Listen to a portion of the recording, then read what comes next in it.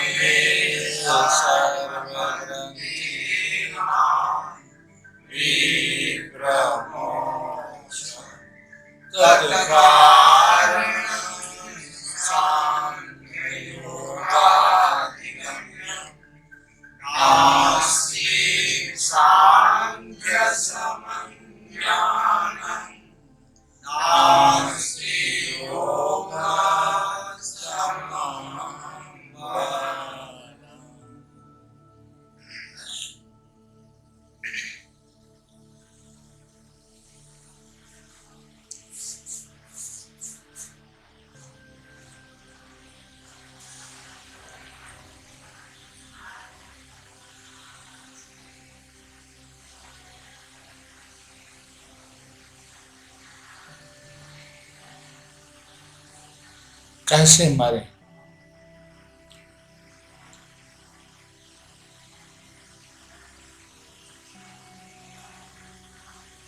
किसकी याद में मरे?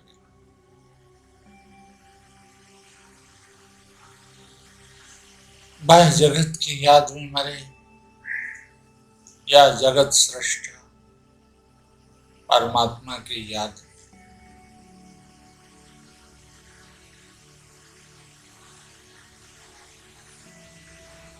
किसका याद सही होगा?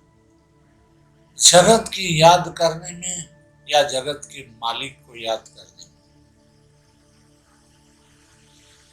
अगर जगत को याद करके मरते हैं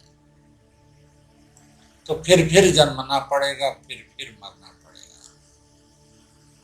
अगर जगत के मालिक को याद करके मरते हैं तो फिर कभी मृत्यु नहीं होगी। क्यों? कि जन्म ही नहीं होगी तो फिर मृत्यु किसकी? जन्म होने पर ही मृत्यु होती है।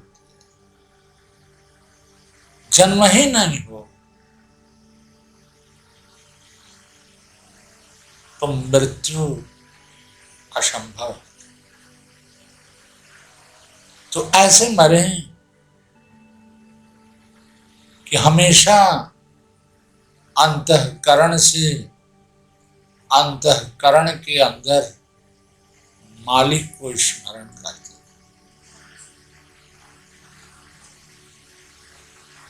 जो सबका मालिक है, ये सूर्य चांद तारे, ये ग्रह नक्षत्र, सबका जो मालिक है, शब्द स्पर्श रूप रस और गंध, क्षिति जल तेज वायु और आकाश, इन सब का जो मालिक है, जितने प्राणी हैं, जितने जीवा जंतु हैं, उन सब का जो मालिक है, उस मालिक की याद में हमारा प्राण कांत। ऐसे मरे, हाउ टू डाई, कैसे मरे? इस तरह से मरे कि फिर मरना ना हो, फिर जन्मना ना हो। तो आराम से हम अपने शरीर को स्थिर और शिथिल छोड़ते चले जा रहे हैं। ये शरीर मरती चली जा रही है। शरीर कभी भी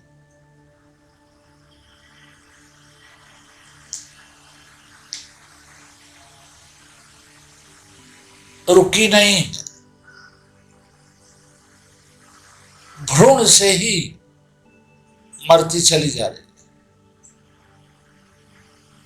और इतना दिन हो गया, इतने वर्ष हो गए, इतने दिन, इतने रात गुजर गए, और उसमें एक एक श्वास बहुत श्वास मर चुके।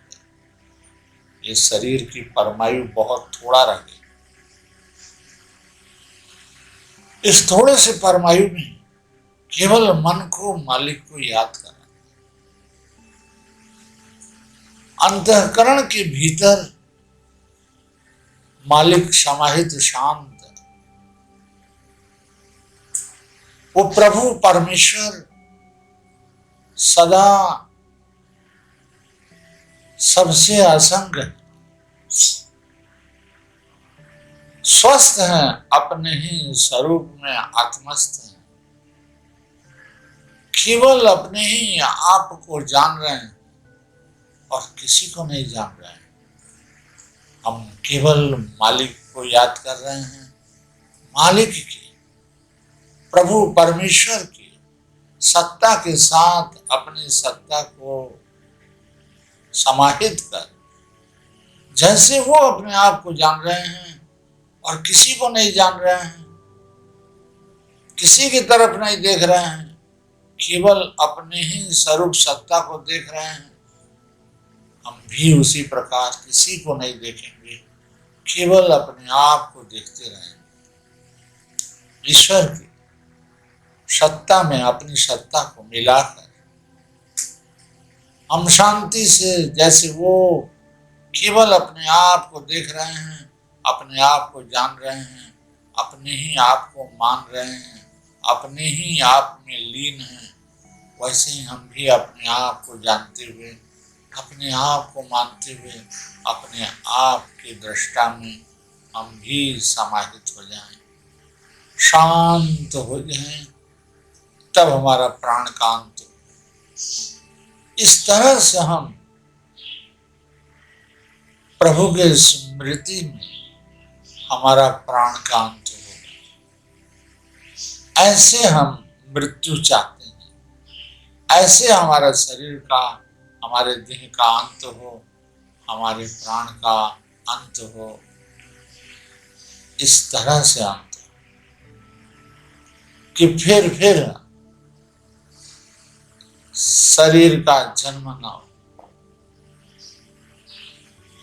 परमात्मा को स्मरण करते हुए अगर हमारा देहांत होता है, प्राणांत होता है, तो हमारी मति परमात्मा में ही, हमारी मति की गति परमात्मा के ही गर्भाशय में, फिर कोई गर्भ में नहीं जाना पड़ेगा, फिर कभी जन्मना नहीं पड़ेगा।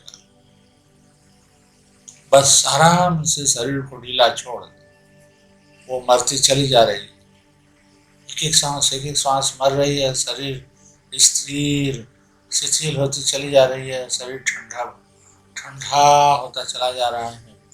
पैर के अंगूठे से लेकर के मस्तक के पश्चात भाग में सारे के सारे शरीर की चेतना शक्ति बोध स्थान पर स्थिर है, और परमात्मा की सत्ता,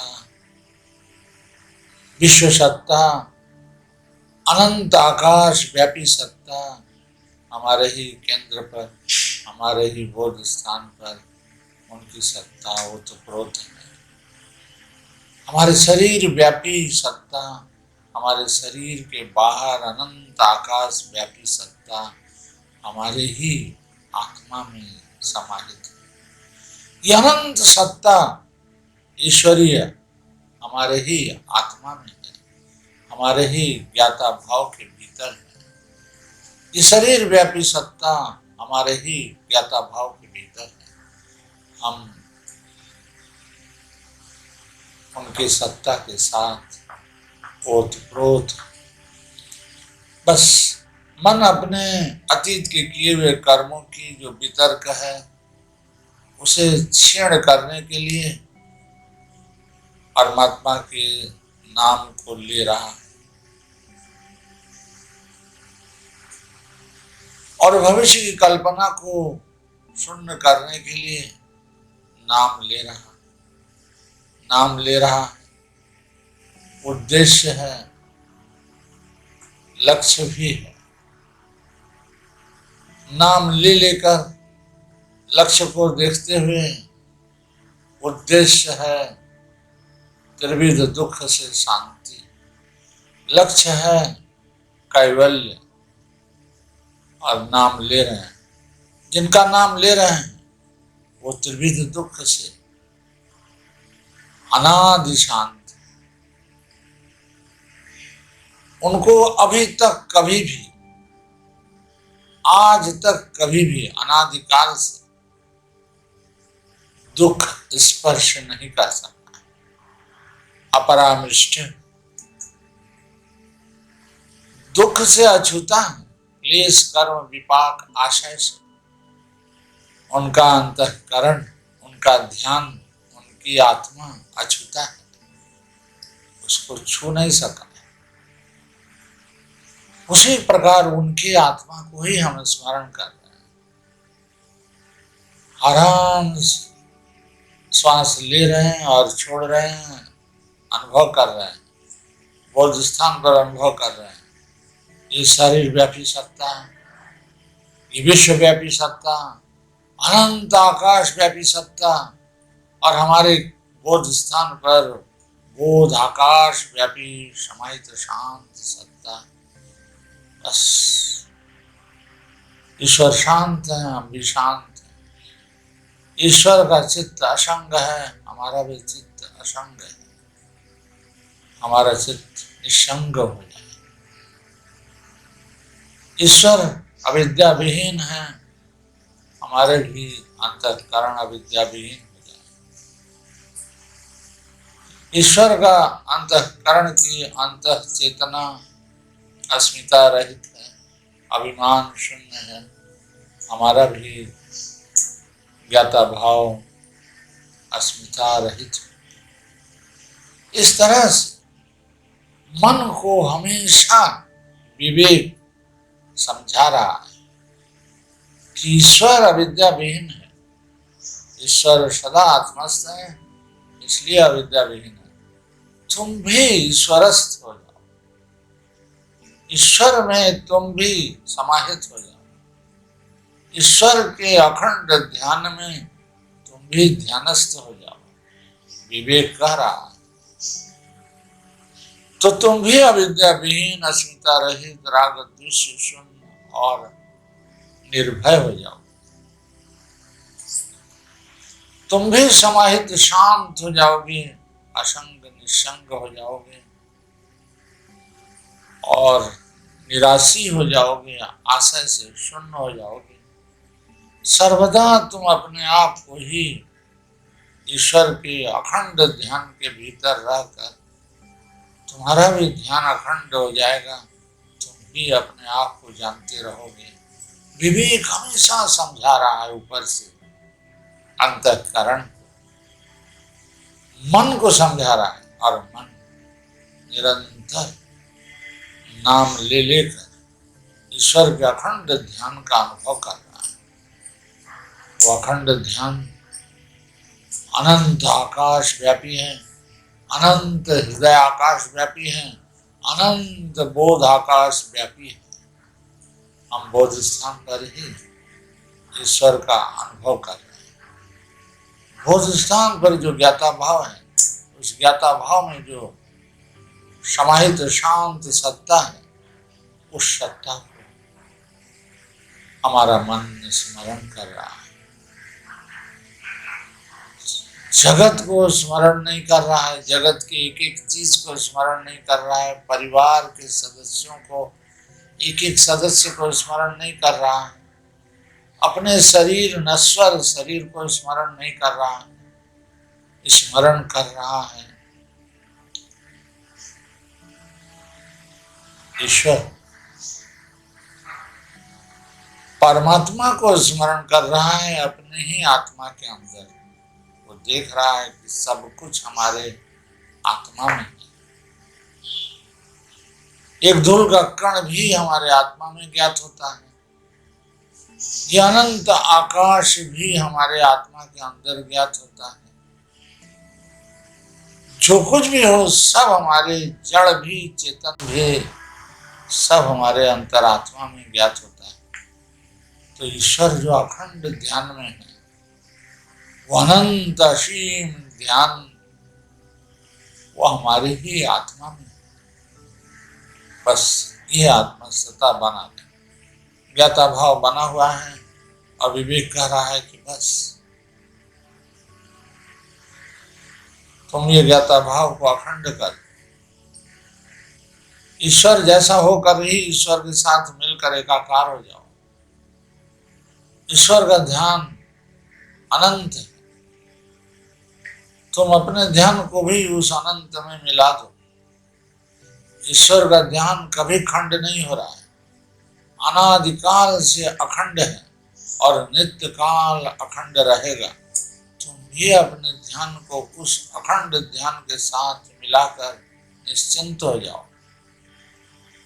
इस तरह से विवेक हमेशा मन को समझा रहा है और मरने की पारी आ गई है। एक एक श्वास कम होता चला जा रहा है, अब समय नहीं रहा। वैसे ही बहुत समय बीत गया है, अब तब लगा हुआ है। अब इस क्षण में हम क्या होंगे, इस क्षण में हमारे मन कहाँ होगा, इस क्षण हमारे मन में कौन सा स्मरण आना चाहिए, इस क्षण में हमारा सदगति किस स्मृति से होगी। बस उसी का इतना देर तक अभ्यास किए, समय बीत गया, अब तब लगा हुआ है। अब बस खाली ईश्वर के असीम अनंत ध्यान का स्मरण करते हुए हमारा प्राण का अंत हो जाए और हमारा ये ध्यान का अंत न हो। ईश्वर के अंतरहित ध्यान के भीतर ही हमारा ध्यान ईश्वर के अनंत ध्यान को स्मरण किए चला जाना है। यह स्मृति खंडित न हो, इस स्मृति का अंत न हो। ये स्मृति सदा स्थायी, सदा स्थिर, सदा शांत हो जाए ईश्वर के अनंत ध्यान के बीच। हमारा ध्यान ईश्वर के ध्यान को स्मरण करते हुए अनंत होता चला जा रहा है। बस अनंत ध्यान को स्मरण कर रहा है कि हमारा भी ध्यान अनंत काल के लिए ईश्वर जैसा अनंत हो जाए, अखंड हो जाए, सीमा न हो, कहीं रुके ना, एकदम असीम हो जाए। अब इसको रुकना नहीं है, शरीर रुक जाए, शरीर यहीं छूट जाए, प्राण का अंत हो जाए, सब कुछ हमारा यहीं छूट जाए, लेकिन ये हमारा असीम ध्यान का कभी भी सीमा ना आए, असीम हो जाए। हमारे अनंत ध्यान का कभी अंत न हो, ये ध्यान हमारा अनंत हो जाए। बस देखने का ज्ञान बना हुआ है, हम सजग हैं, अब तब लगा हुआ है। अब बस 2-4 श्वास और समाप्त हो जाएगा। बस ध्यान बना रहे, सजग होकर के ध्यान बना रहे। बस हमारे ध्यान के भीतर ही दृढ़ संकल्प रहे कि ध्यान का अंत न हो, ध्यान में कोई सीमा न हो। ईश्वर के ध्यान की असीम ध्यान की स्मृति हमारे ध्यान के भीतर बना रहे। जितना हमारा ध्यान ईश्वर के अनंत ध्यान का स्मरण कर रहा है, हमारा ध्यान ईश्वर की तरह अनंत होता चला जा रहा है। अब ईश्वर का ही स्मरण करते हुए हमारा प्राण का अंत हो जाए, हमारा इस नश्वर शरीर का यही समाप्ति हो जाए। बस ईश्वर के अनंत ध्यान का, महाध्यान का, समाहित शांत ध्यान का अंत न हो।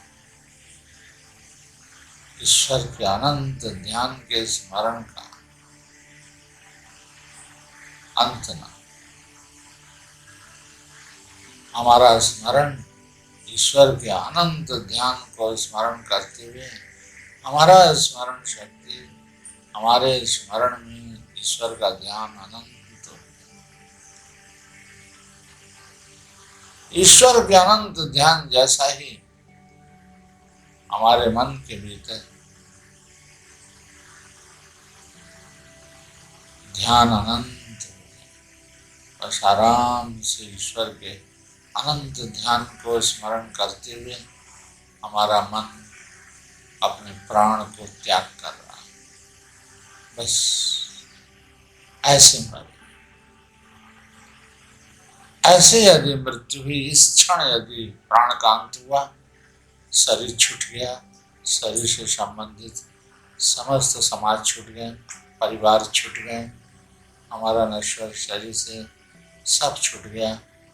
ये शरीर जिन जिन चीजों का मालिक बना था, अहंकारी था, वो सब छूट गया। केवल हमारे मन के अंदर ईश्वर का अखंड ध्यान का ही स्मरण बना हुआ है और बना रहेगा, अनंत काल के लिए बना रहेगा। बस इसी उद्देश्य शांति।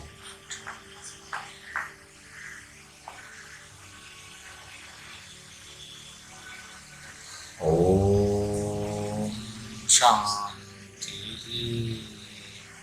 शांति शांति।